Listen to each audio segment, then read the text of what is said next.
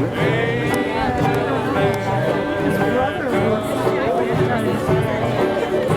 while when he was going to school, his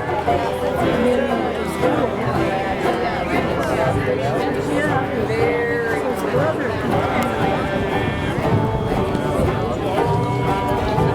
knows a dad. Well, I suppose he did. Because the dad was here.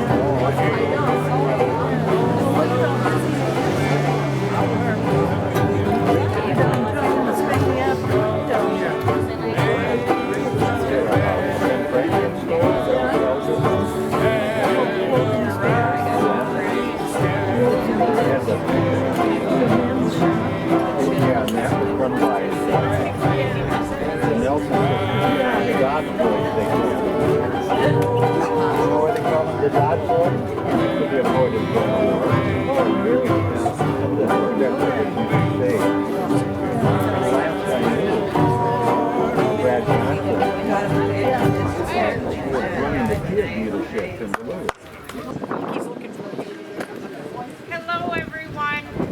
Hi, Julie.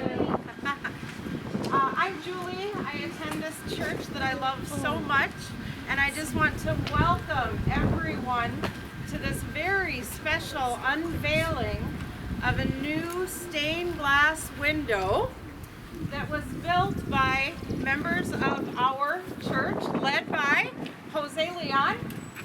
And in honor of our 50th anniversary celebration. So I truly am so happy and blessed to see so many people here today. And I'm going to turn it over to Jose to tell you how this process worked, and then he will unveil the window for us.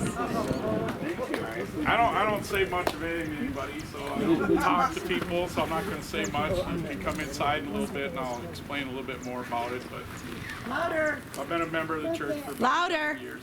I've been a member of the church for about 7 years, and I just built this out of a labor of love, just to give to the members of United Church.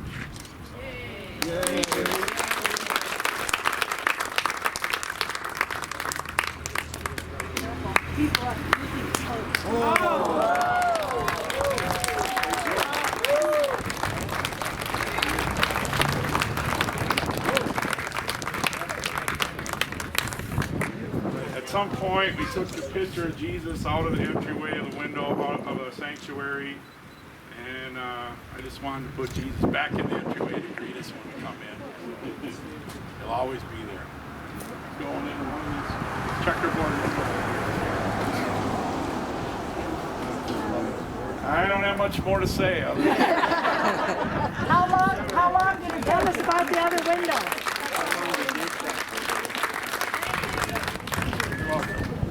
I was asked how long it took. We were trying to estimate it the other night. Probably, this is the first thing I've ever done. I've never built a stained glass window in my life. I probably spent about $400 in all actuality. And we're going to build a second window that'll be the same size, so we'll replace both of these checkerboard windows. I have the second one started in the works a little bit.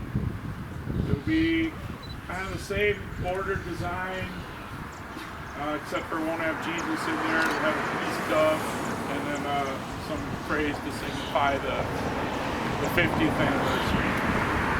So that, I have a goal to get it done by Heritage Days.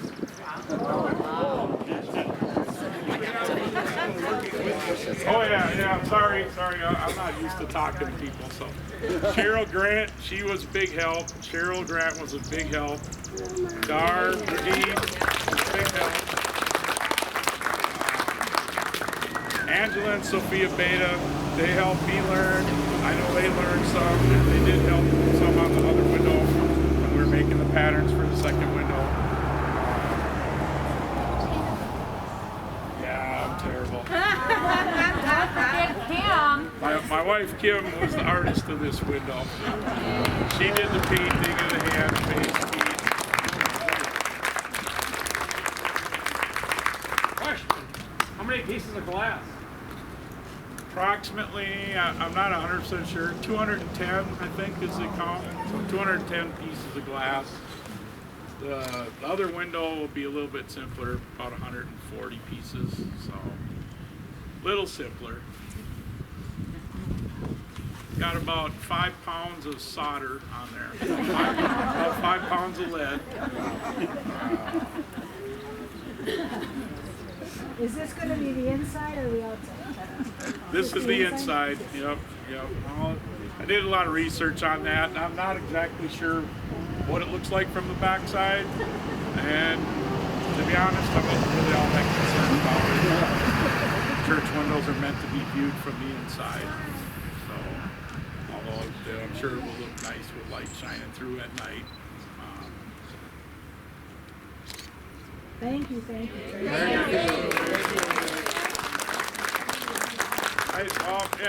I will do a little presentation inside. I didn't write anything. I put some pictures and a couple little videos while I was doing it, so I do have a little something that I'll talk about the process and my influence or why I did it. But I'd like to do that inside. It's just a little easier for everybody to hear, and I do have a couple pictures to show. And I guess what ultimately was the thing that made me do it. Jose? Inside. I'm sending the painter up so you can make sure everybody knows who painted it. This is my wife, Kim Leon.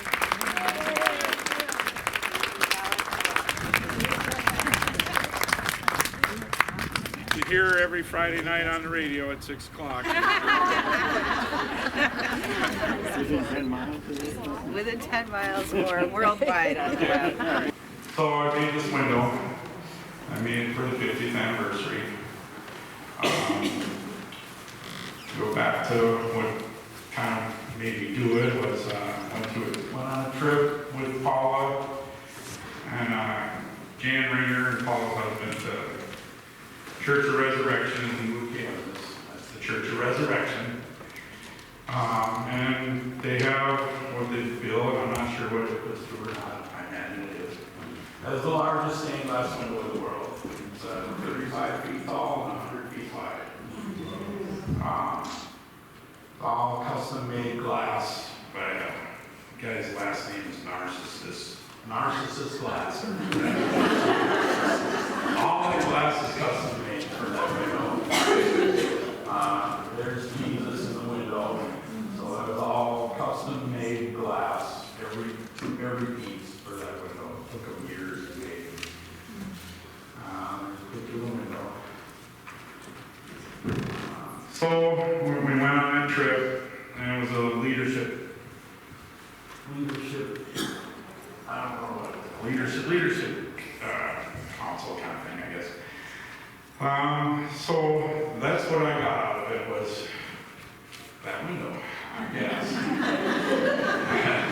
And so we were talking about what to do with for the 50th anniversary, and I kind of felt like, well, we need to do more than have a dinner and talk about it and look at pictures and something that's going to be there forever for a long time.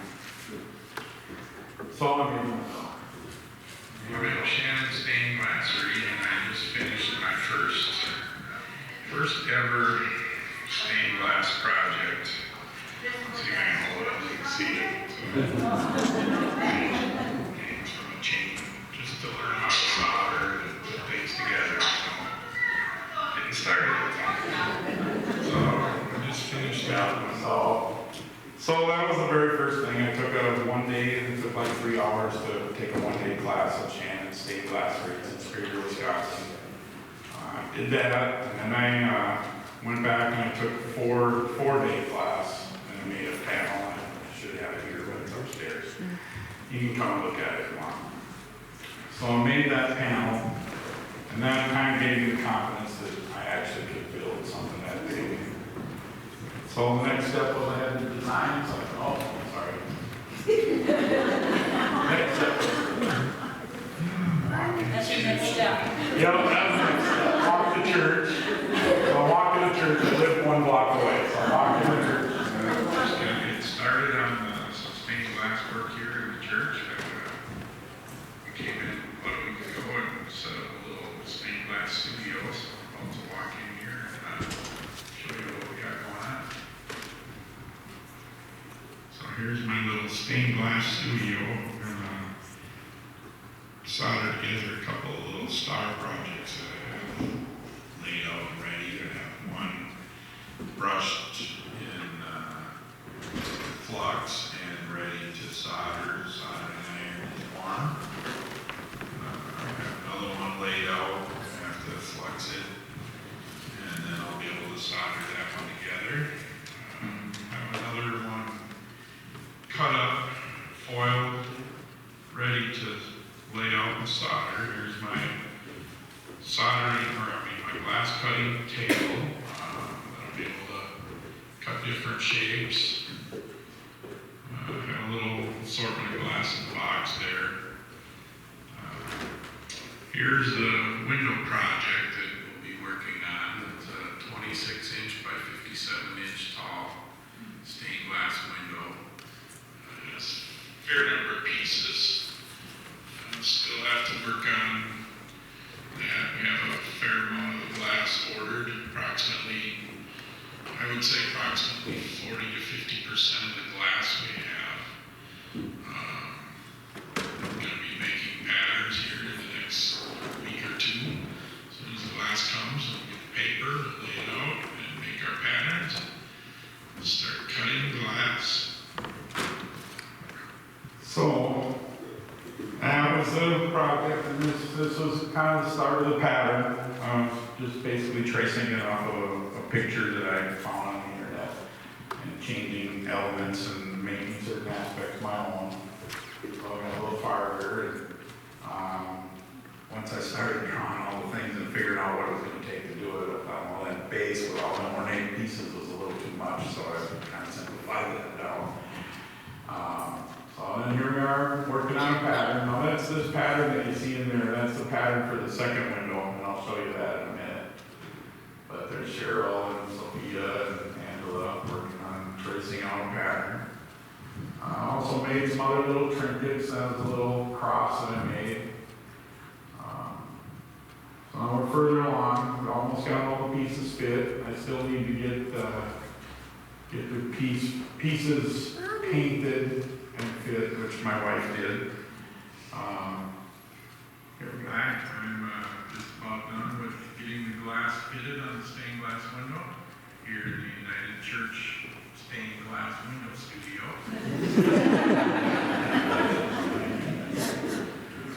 Our layout, planning. There's my kind of cluttery area, different kinds of glass, everything back there. Here's my grinding table.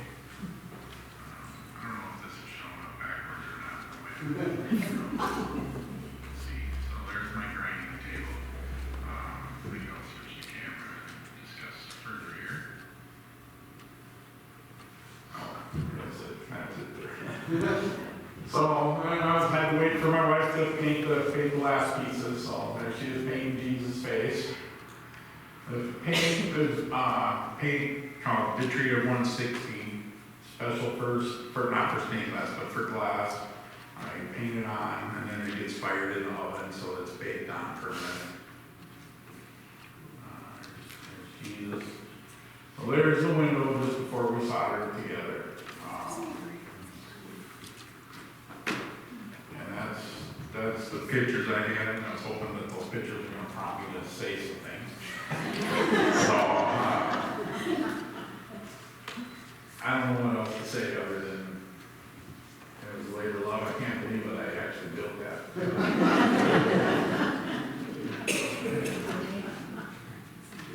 I don't know if anybody have any questions. Anything I forgot to say? Who helped you with the frame? What's that? The frame. And the easel and. Oh, no, so that's just a temporary thing to house it until we're ready to install it. George Anderson built that for me, and he'll work with me to build the actual frames for the windows and to actually get the windows installed. I do have the layout here for the second window that I'm working on.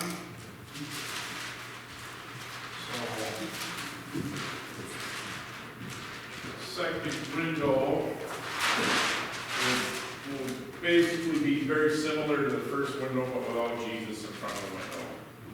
And then we'll have a peace dove similar to that, hanging in the middle there. And then some words to signify the 50th anniversary. You get 50 years united, or united 50 years, or something like that. So I'll have the pattern made, have the frame made to build the window in, I have all the glass upstairs. We've started cutting the glass for the dove, and that's where I am on this window. So I said I spent about 400 hours on that first window.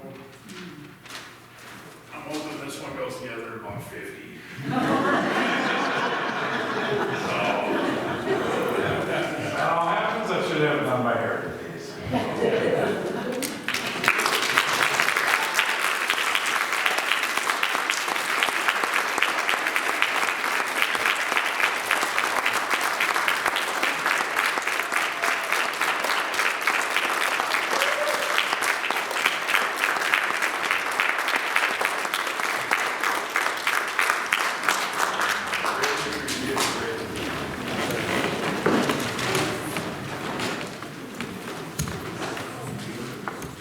So, how do you follow that?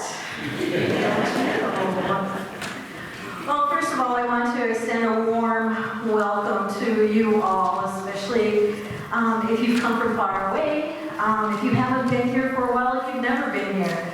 Welcome to the United Church of Two Harbors. As you can see, we are a group of scrappy individuals that we just don't take no for an answer. So, I am the MC today. I'm also the current pastor here at the United Church. And this is our 50th anniversary of the Uniting of United. This church began as a Presbyterian church and a United Methodist church, and we came together to become the United Church of Two Harbors. And so one of the things that has happened is several of the former pastors have come to share the celebration with us. And there's going to be, I'm going to call them up individually, and they can share a memory of their time here at United. So with that being said,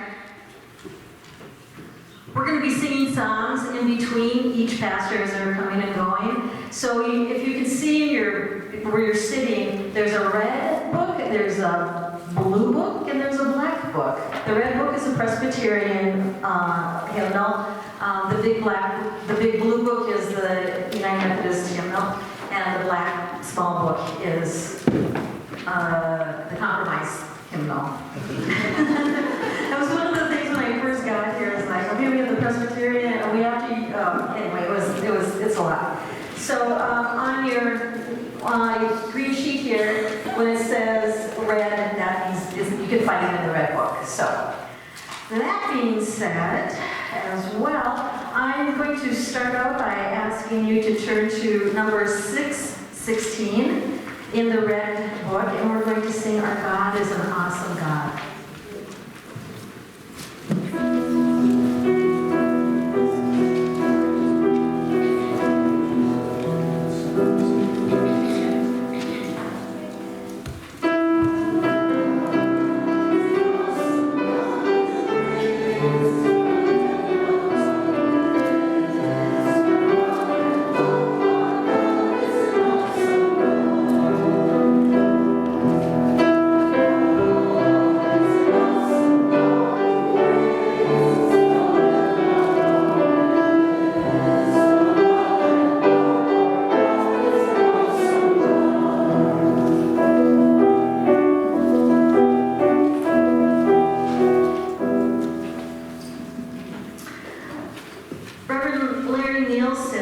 was the pastor of the Methodist Church, and he got this ball rolling, and he wasn't able to stay here today, so he had to leave, and Pastor Weiler is going to take over his part of the story of the uniting of United. I just wanted to share one little story. I've known Larry Nielsen for several years. He and I were on the board of directors at the Wesley Foundation at the the Twin Cities University of Minnesota campus, and I was chair of that board, and he was the mentor, basically. He had taken some money to invest, and he did an amazing job. So I've known him for quite a while. And it came to the time where I needed to resign from the board because I got the call to come up here to Two Harbors. So I was explaining to the board that I was going to be going, and I was going to be going to Two Harbors, to the United Church of Two Harbors. And Larry yells out, "That's my baby, take care of it." And I was thinking, well, thank you, Larry, for thinking that you had mentored me, and that I was, going to be going out into the world and doing God's work. And then he explained that he was the instigator for the uniting of the United Church, and he wanted me to take care of his creation. So anyway, I was a little disappointed, but there you have it. So, we're going to skip the "We Are Called" song, and we're going to sing "Blessed Be the Tides That Bind," which is going to be in the Red Book, and I'm going to invite Reverend Phil Weiler to come up. Are we singing right now?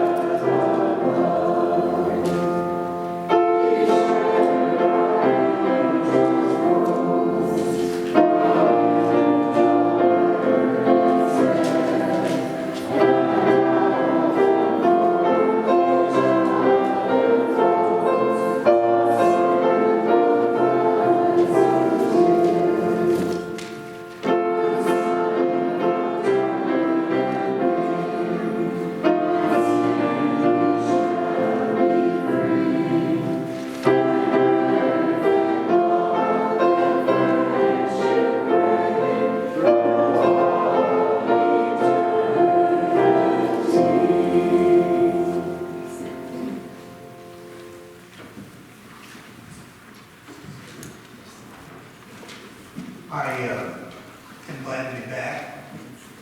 We're not really back, we've all fast forwarded 50 years since this enterprise began. It's good to be with you again. One memory, and one only. I'd like to give time to the rest of my colleagues out there to have a shot at it. I was sitting in the office, which is located right over there, one January day in 1967 when Larry walked in. And he walked across the street, and I walked across the street occasionally. We had become good friends by then. And his question to me was, how would you like another church? And I said, I'm really happy with the one I have. And then he explained the situation. For reasons beyond his control, the conference had decided that he was going to be appointed to a different location, and the proposal coming from the district superintendent at the time, Charles Sweet, was that they seek some kind of relationship with Presbyterians. And that's how it got started. It went on a while. Larry was appointed at the end of that current year, in the summer of 1967, and I was officially given the charge of the Methodist Church. I told the group at the time I would be willing to take this position for a maximum of 2 years, because I realized that running two operations that were essentially competing for the same new people coming to town could open me up to charges on one side or the other of favoritism. I decided I didn't want to deal with that. So a committee was appointed and worked very hard, and at the end of that time, all the approvals were given, and the church was united. But my memory of those years was one of a totally unexpected mission of bringing together two congregations, two different traditions, paying full respect to both, and trying to work something out that would be acceptable. Obviously, it succeeded. I'll have more to say about that tomorrow.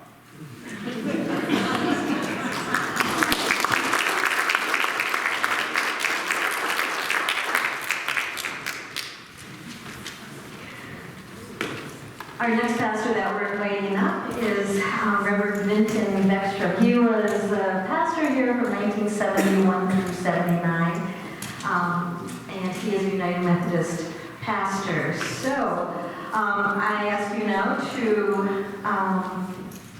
actually, I'm just going to, come on up.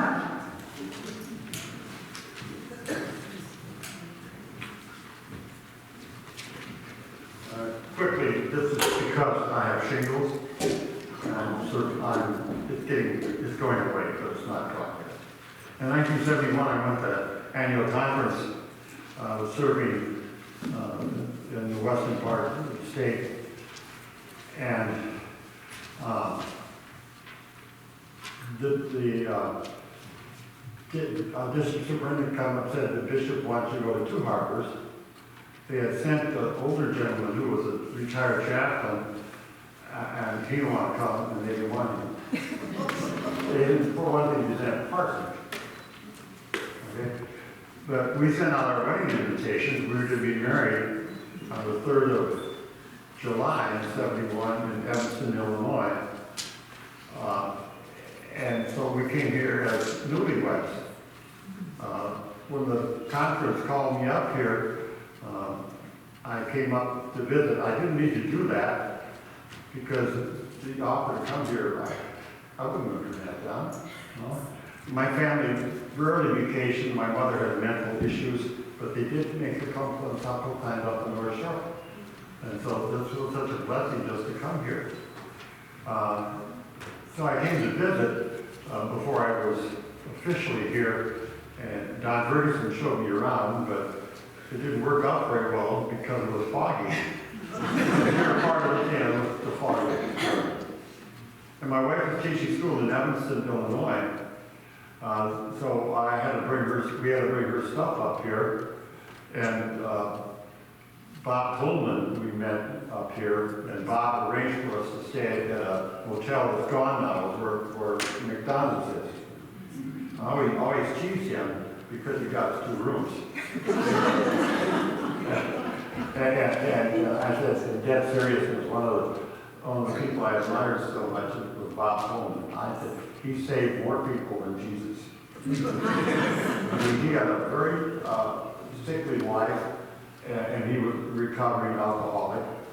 And Two Harbors was known for, that sort of thing, bedding and alcohol, we used to call it.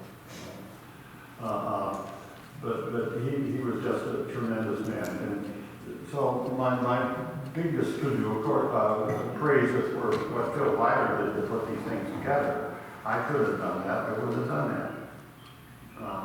Because of different polities, your organization and different theology, he did it, and that was tremendous.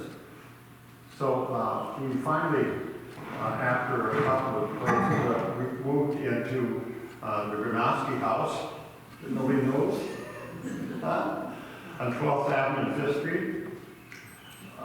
We lived next to Walt Lila Eglin. Walt was the judge who kind of tried to kill himself by driving his Saab into a snowplow one time. And he outlived his dear wife, but he was a really neat guy, and she was an angel. She helped raise our children and David Johnson's children. David Ben, his son, Ben a fourth. And while we were there, our two children were born. The first one, Kristen, was born on February 14th, 73. We walked to the hospital. A couple of years later, Lauren comes along, and we were told we make up Lila Eglin. I mean, what an incredible lady. And Kristen said, go home. She was just 2 years old. Understand what happened. So Lauren's with us today, and her sister Kristen lives near St. Louis, and Kristen has a master's in social work, and Illinois is doing a bad job, doesn't have school social workers and psychologists. Kristen has her own private practice, but she only sees children and young people. And I don't like to mention names, but I'll kind of ease off on that. The first 5 years at this church, we didn't have a choir at the United Church. And so my praise goes to Florence Alexander, who was a giant of a woman who took care of her husband who had a stroke for many, many years. Good Scandinavian wife named Thorsten, and especially Carol Ray, who we held this thing together without a choir for 5 years. And Olive Keller developed the choir, and I and Stevie Shea were the only men in the choir at first. One of the significant things that happened here was the building was in bad shape. I mean, the plaster was original, maybe? I don't know. But Gary Swanson was a wonderful plasterer, and he was an artist. And he did this, but what we had to do was we had to take them out? Take all the pews out of the building? We totally stripped and restained all the pews. And we worshiped, the people did, you know. We took turns, or we picked out a pew. And we worshiped downstairs for a few years. And I mean, that was a really big project of the people. Because, you know, the church is the people. The pastor is not the church. This was never my home church. My home church was Hamlin, and I didn't have home church. I so much appreciate the stained glass windows, because if you ever get to St. Paul and see the Hamlin campus, Hamlin Church is across the street. It's got massive stained glass windows and an organ that makes chills run up and down my back. But one of my concerns or interests was involvement. One quick story. Some people weren't here earlier. When we were living 12th Avenue and 5th Street, one of the neighbors walked up on our right and said, "You're the only non-Lutheran in the block." My dear wife had 6 Lutheran pastors in the family. The first year we were here was a tough one, because after a few months, we were just married in July. In November, her father died in Athens, Greece. They had been on a trip to India, Reverend Dr. Paul James Renz, and several months later, her grandpa died. I had to send her to the airport twice, and grandpa was Dr. Willard Israel, is that right there? Hackenberg, that was her maternal grandfather. That wasn't such a big deal, it was 96, and, you know, and been ailing. But I always thought that was cute, that they said the only non-Lutheran on the block. Not quite. The other thing I just want to mention quickly is my commitment to community ministry, you might say. I was a charter member of the Two Harbors Lions Club. We started with, in I think 76, I got the beard because I was in charge of the beard growing contest on 1976. For the year or so before that, The club Lions Club was founded here, and we started with about 60 members, but only 30 were bona fide, because some of the first members went down to the Moose Lodge and signed up a bunch of drunks to join the club. And the other thing that was very important to me was I think as chair of the DAC board in Knife River. That right, Randy, when we hired Randy, we were on the board, and this church continues to be the backbone of the DAC. It never turned out that way. Here I am, my wife was a kindergarten teacher, but for 10, 12 years, she worked out of the Bemidji, supervising homes for disabled people. And I was in Ortonville when I left here, went to Ortonville on the committee that built the group home there. So the DAC was very, very important. But ecumenically, I was also very much involved in the Twin Forks Ministry to Seafarers. I'm not sure the status of that now. It still exists as a part-time pastor. Yeah. It was a full-time ministry to seafarers created by Norbert W. Wilkros, a Lutheran pastor, started in his trailer. And while I was on the board, they bought the Catholic Church on the West End. St. Peter's or Paul's, I'm not sure. Didn't want the church, wanted the rectory, which is still there.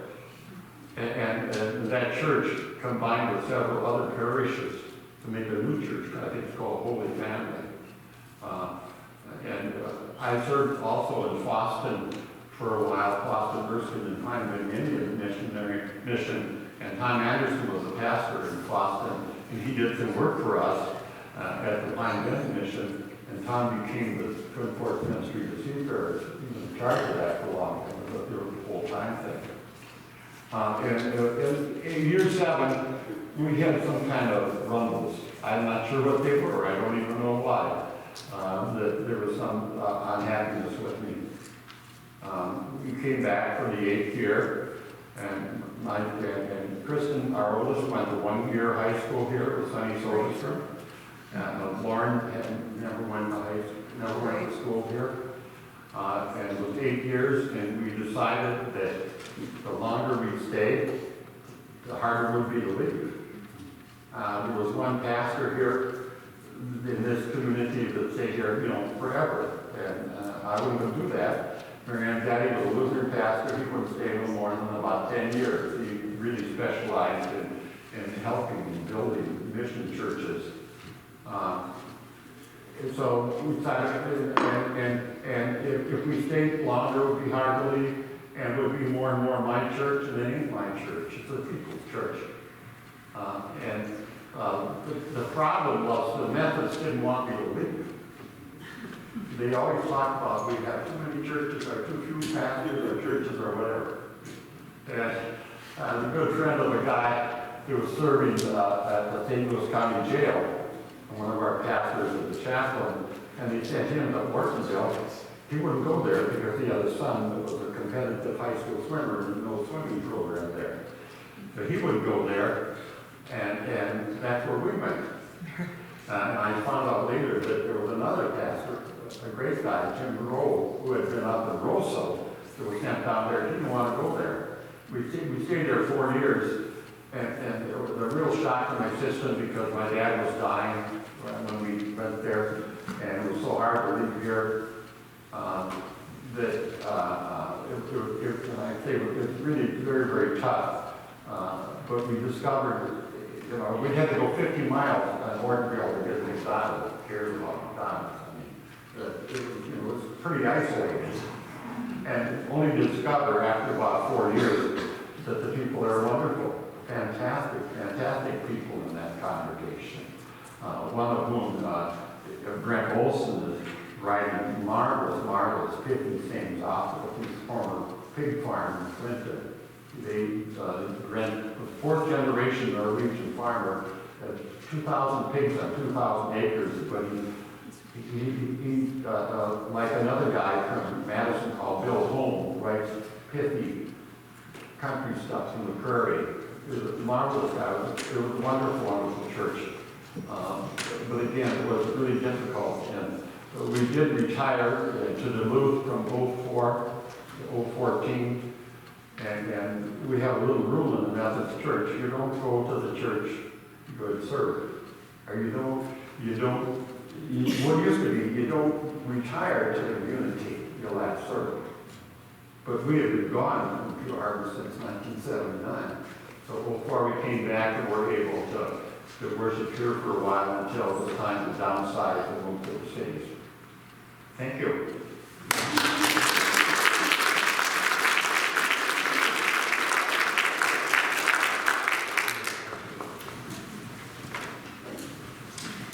So, please turn in the blue book to page 159, and we'll sing verses 1 and 2 of Lift High the Cross.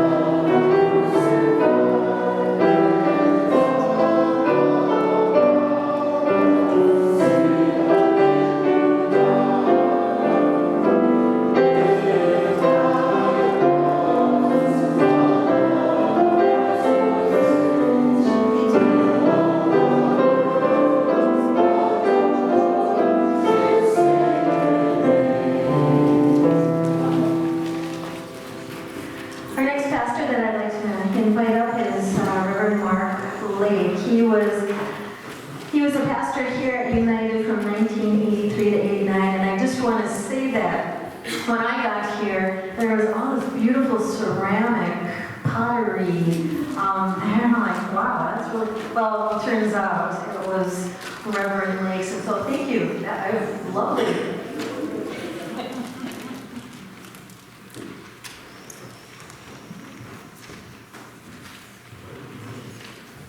Well, first let me say it's really nice to be back. It's been a long, long time. And as we were driving up this morning, Beth and I were talking about what a beautiful place it is. And we left here and went to the mountains in Colorado, which was also a beautiful place. And then we left there and went to the desert in New Mexico, which is also a beautiful place. we have been blessed to be in a lot of really beautiful places. And in addition to the beauty of those places, we have met and come to love a lot of really beautiful people. And we count you among those people that we have loved.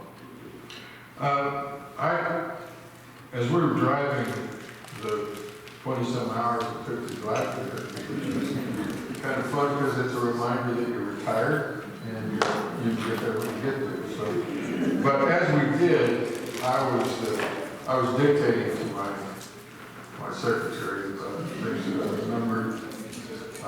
And by the way, there were three pretty important 50th anniversaries that we're going to be celebrating this year, and I had to choose two. One was Woodstock, and I wasn't there the first time. The other was 50 years of marriage to my beautiful wife, and the third was the 50th anniversary of United Church. So, I couldn't come up with one. I came up with a whole bunch, but I'll try to be brief. The first one that popped into my mind as I thought about my years here. All of you know Lori Mallory, and Lori has always been an integral part of this congregation. Well, during my tenure, Lori decided she wanted to be baptized and join the church. And so I met with her. She was working for us at the church at that time, at the Advantage program. She was helping Muriel on Fridays, folding the bulletins and all of that. So she was here every week, and I would spend some time with her.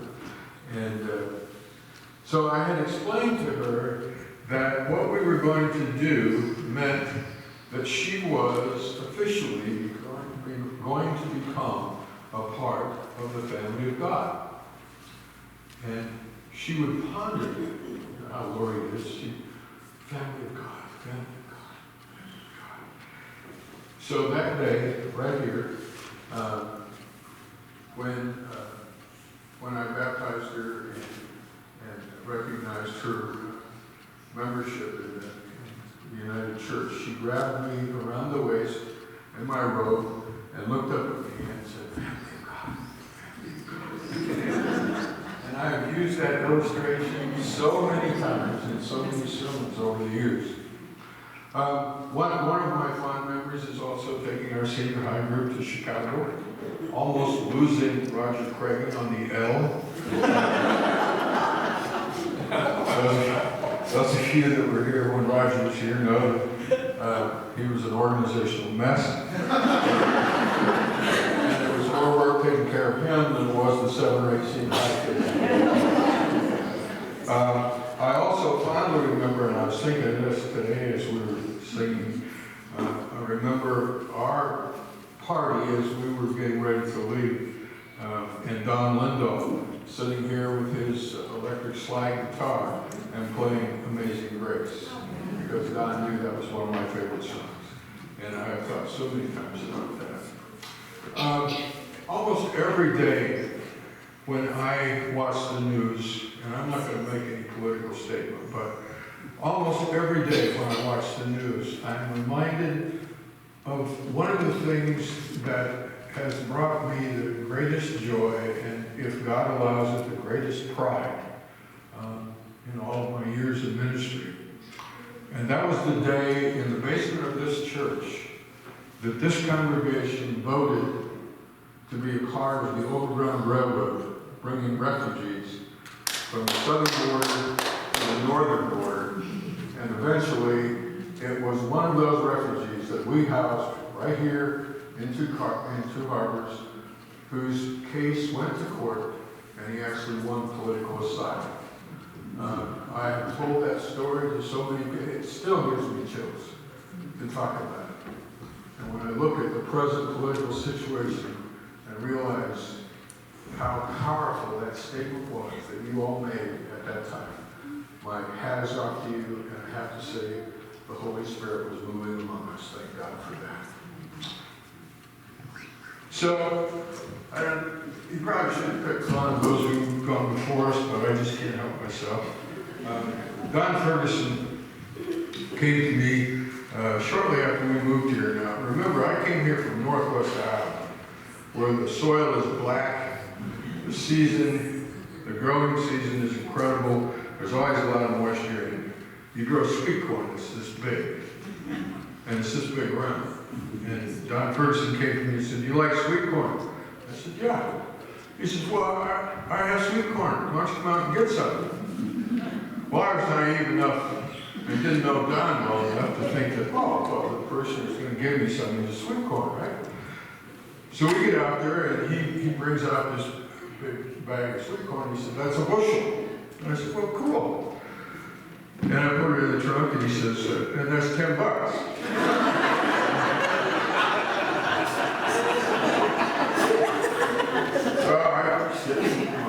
I didn't have $10. I had to write him a check. He was very patient. He went and got it. So we get home, and our children were old enough, they had Iowa sweet corn. And I put the kids in charge of shucking the corn.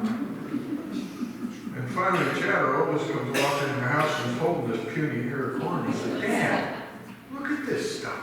It's not sweet corn. What is that?" I said, "Well, that's Don Ferguson's version of sweet corn."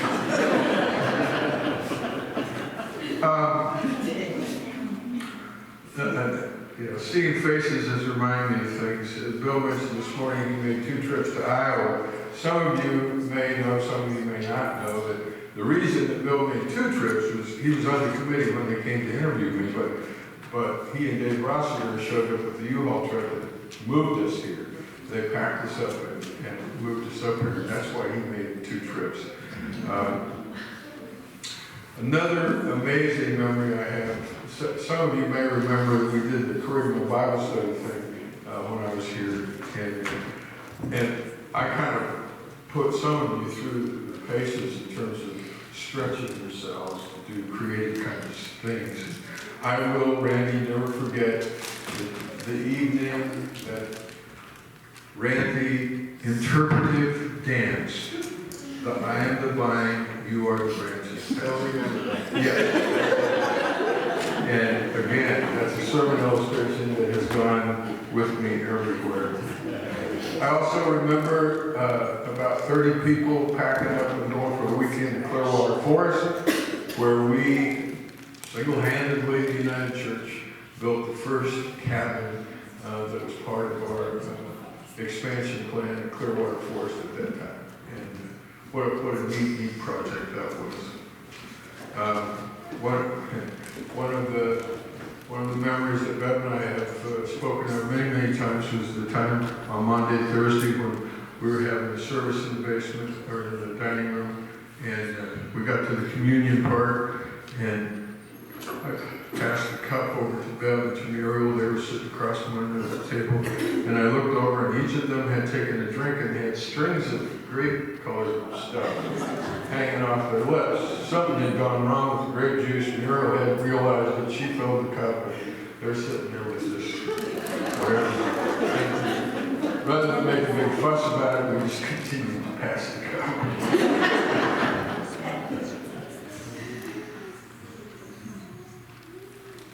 Oh yeah, the beef dinners and auctions.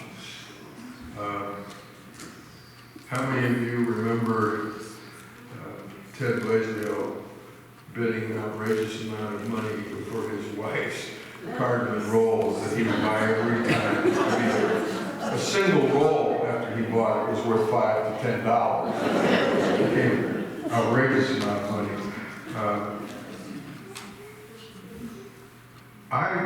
I told the committee when they interviewed me, and I was the one they interviewed in the motel.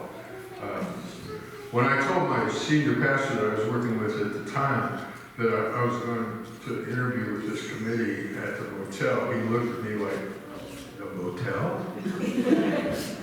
You need someone to go with you? Supervision? Anyway, I told them, I said, you know, I'm a social gospel sort of person. My theology is deeply steeped in social gospel. I believe, yes, the church needs to gather here to gain strength from God through the power of the Holy Spirit. But then I believe the church needs to get out that door into the community and be the hands and feet of God, ministering to his people. And at that point, it was an idea that was in my head. I mean, I was only 3 years out of seminary. There was an idea that was in my head that I wanted to be a social gospel sort of minister.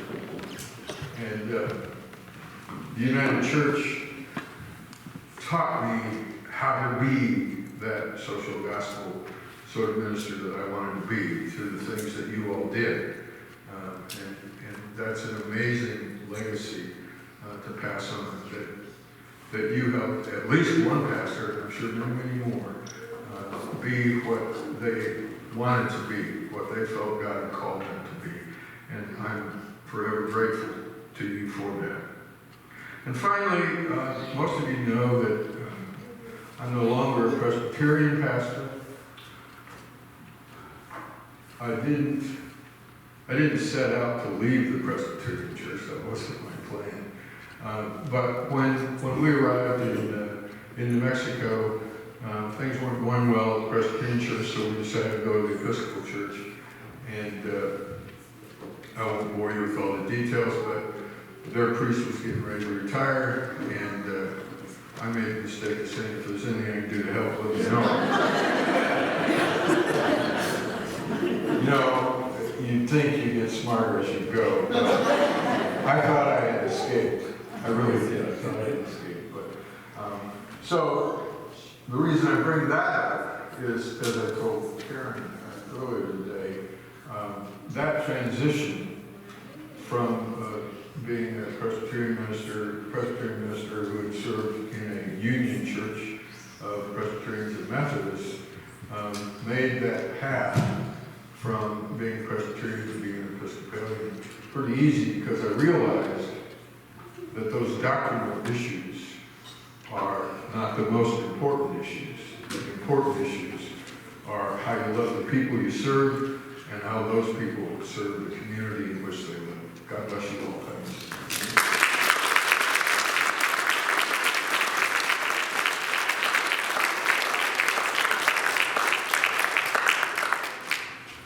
Thank you. Okay, let's turn in our blue book to number 159 and see verse 1 of I Love to Tell the Story. 156 is what I meant. Yes.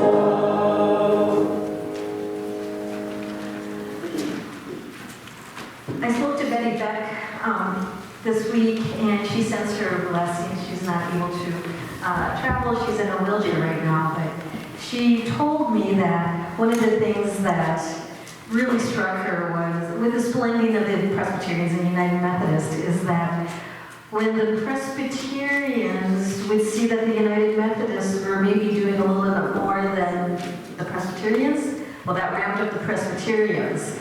And then the United Methodists saw that they were ramping up, so they needed to do more. And she said what that really did is it strengthened the church. So she said it was a good thing and a blessing for all. And then also Pam Barber sends her regrets for not being able to be here. Right up until last week, she was hoping it was going to work, but it didn't pan out that way. But what I wanted to say about Pam was, you were talking about Lori Mallory earlier, and every single Sunday, she's sitting right over there. She is ushering, giving out bulletins every Sunday, and I walk in and she says, my name's Paula. Anyway, I tried for about 6 months, but it didn't. So I let Pam know that Lori really, really, really misses her. And Pam said that one of the greatest blessings of her ministry here was to pastor to the folks at my house, where that Lori Mallory lived with several other of her housemates that would worship here on a regular basis. So now it is my distinct pleasure to invite up Pastor Lawrence Lee, who was my predecessor, and I cannot thank him enough for being so gracious to me. And anyway, Lawrence.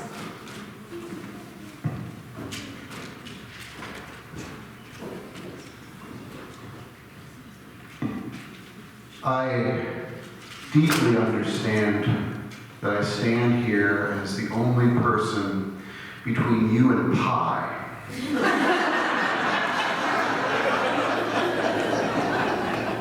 so I'm going to keep my remarks really short because I don't want to suffer through that. I was pastor here from 2003 to 2016. I was doing some calculations in my head on the drive, and I realized that's 13 years, which makes me the longest serving pastor since the union of those two congregations 50 years ago. 1/4 of the time of your United Church, this United Church. And also, I was realizing that this month marks 26 years of my ministry, which means that's half my time was spent right here.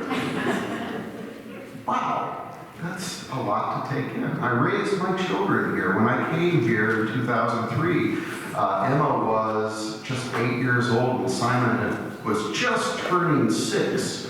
He had a green mohawk. Do you remember that? Yes. Some of you remember that. And now Simon last month graduated from UMD with a degree, BFA in theater. And my daughter has been working down in the cities as an actress. And my, how time flies. A little biographical. Many of you know me, and I left here June of 2016, and since then I served for a very brief time as a bridge pastor at Hibbing Presbyterian Church, first Presbyterian Church in Hibbing, and then I was I went to Greensburg, Indiana.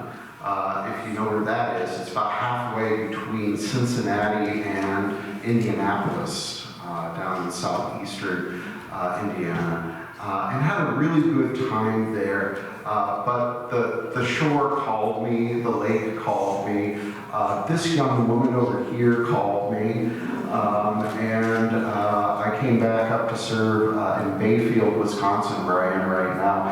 And Marissa and I are married now. For 2 weeks.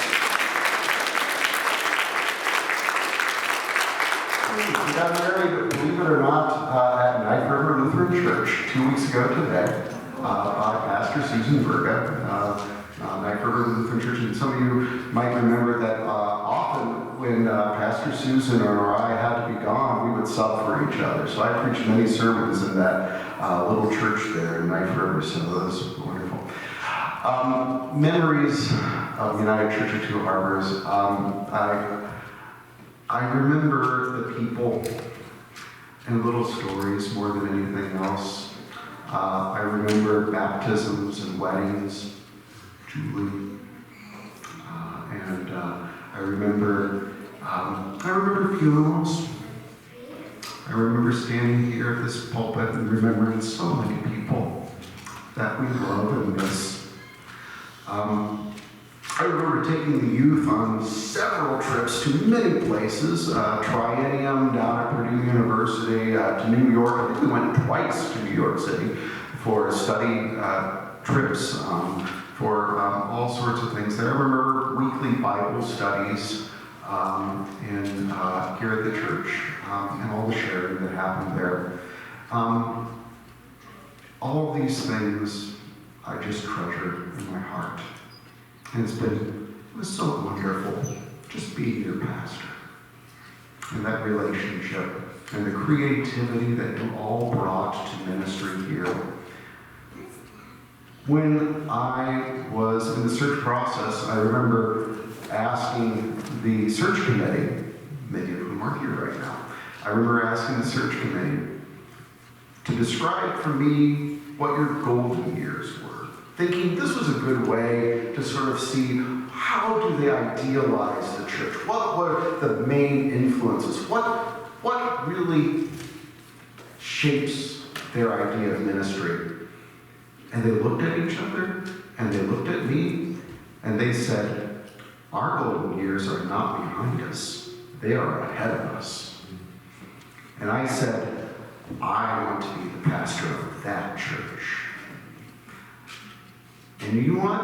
Your golden days are still ahead of you. 50 years is just the start. Your golden years are ahead. And I wish you the very best. God bless you. Let's have some pie soon.